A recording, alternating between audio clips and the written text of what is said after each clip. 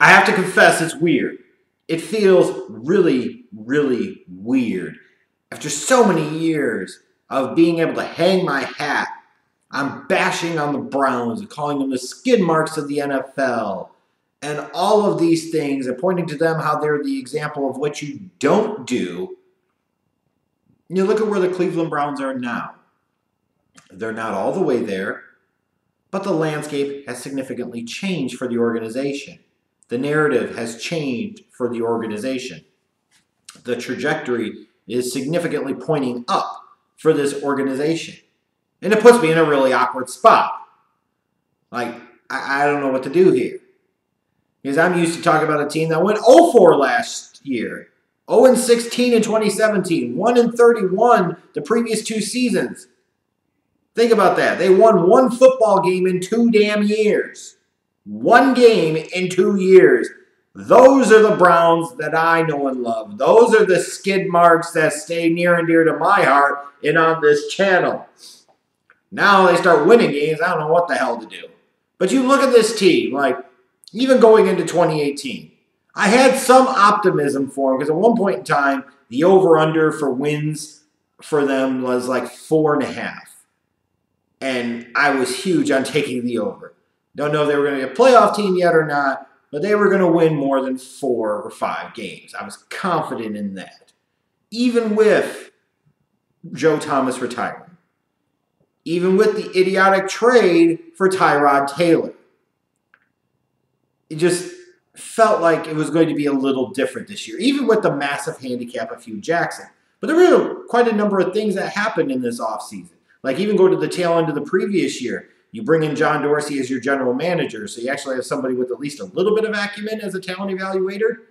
You know, the Tyrod Taylor trade not included. That reeks of Hugh Jackson's stupidity. But the trading for and signing long-term of Jarvis Landry was a good, solid decision, a good, solid football move. The trading away of Deshaun Kaiser for Demarius Randall was interesting to say the least, but seems to have worked out. His team during the course of the season also finally moved on from Josh Gordon, realizing they were going to wait forever for something that was never going to happen, as the Patriots found out. One of those ultimate fundamental dick teases that just never helps you get your nut. But you look at this Browns team, there was some reason for optimism. They had all these picks in the 2018 draft. You get Baker Mayfield number 1. You've got Denzel Ward. You've got Nick Chubb. Like, there's reason for hope and optimism that things are going to change. Things are going to be different. So, of course, the clown that is Hugh Jackson decides he's going to do it his way, which ultimately is the wrong way, and we all now damn good and well know it. And he kicks off the season starting Tyrod Taylor. And if you ever want an example of how much can a coach really truly impact a team or an organization, look at the suck of Hugh Jackson and the suck that he had on the Cleveland Browns. Week 1, they tied the Steelers. If you got even close to competent quarterback play, you would have won that game. You would have won that game. A tie. Not a loss, yes, but still a disappointing way to finish out your opening week. And the ridiculous thing about it was you knew Tyrod Taylor stunk. You're running basically a college offense with him. If you're going to run the college offense, then you might as well put the guy that just came from college, who, by the way, won the fucking Heisman Trophy at Baker Mayfield. And then week 2, the loss to the Saints again. In that situation, close game. You can blame field goal kickers all you want. That's all fine, well, and good for those first 2 weeks. But damn it all, if you had, again, more competent quarterback play, it might not have come down to your fucking kicker. And even week 3, you're sitting there at 0-1. Or excuse me, 0-1-1. You got that Thursday night game against the Jets. He's still insisting on starting Tyrod Taylor, who absolutely sucked in the first half. And once he gets hurt, in comes Baker Mayfield, and wouldn't you fucking know it, he immediately leads the team to a comeback victory over Darnold and the Jets. Like, you look at those first couple of weeks of the season, and you look at this Browns team that finished, 7-8-1. If you win that Steelers game because you had even close to competent quarterback play, if you win that Saints game because you have even anything close to competent quarterback play, You're talking about a 9-7 team.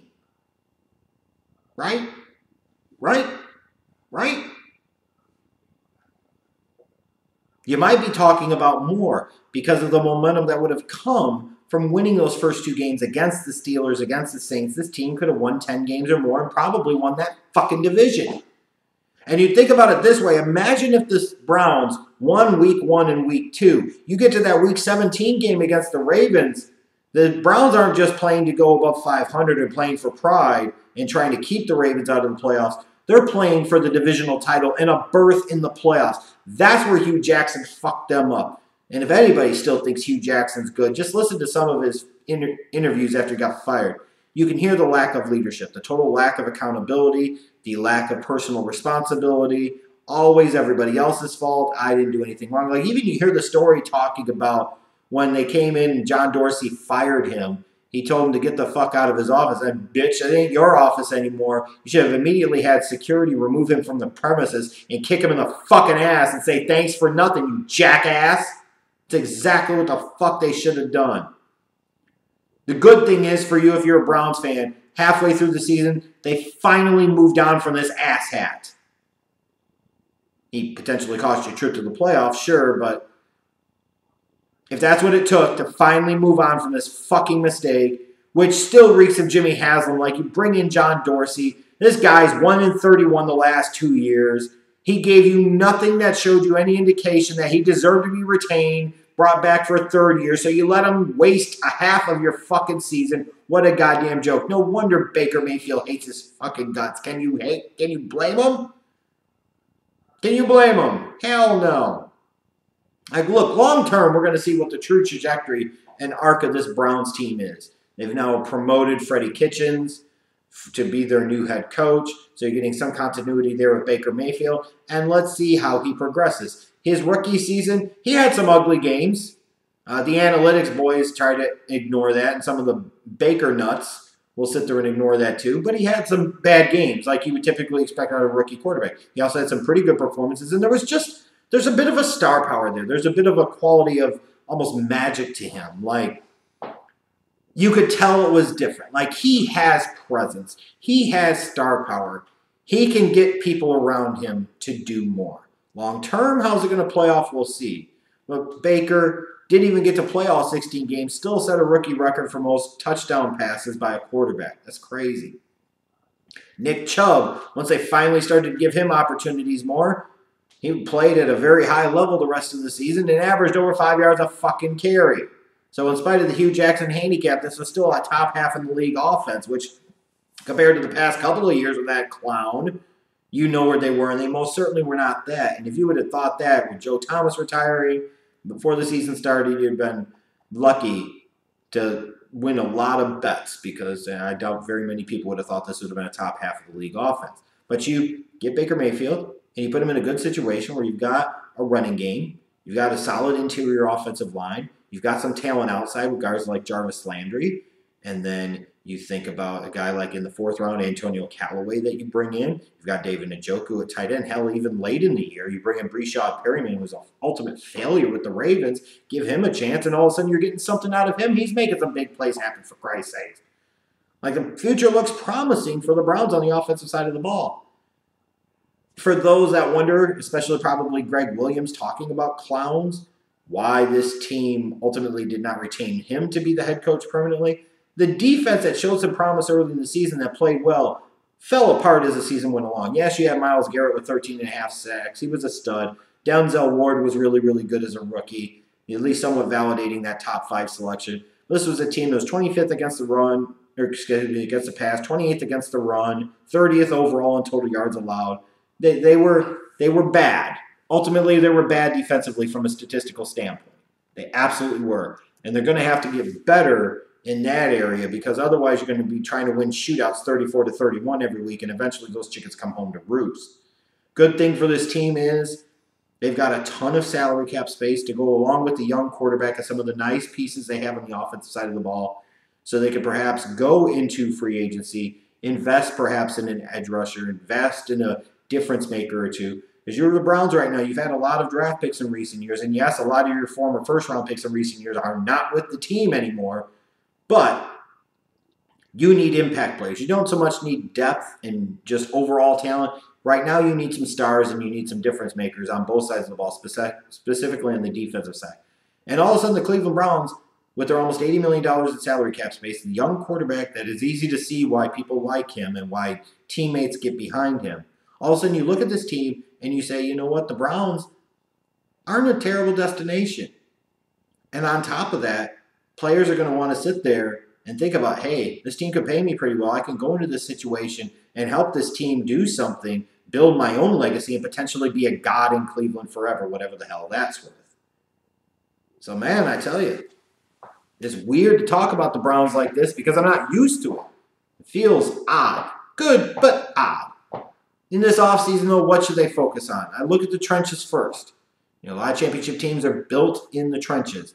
You can rely on Desmond Harrison and maybe Greg Robinson to be your blindside protector for Baker Mayfield long term. I don't know about you, but I most certainly do not.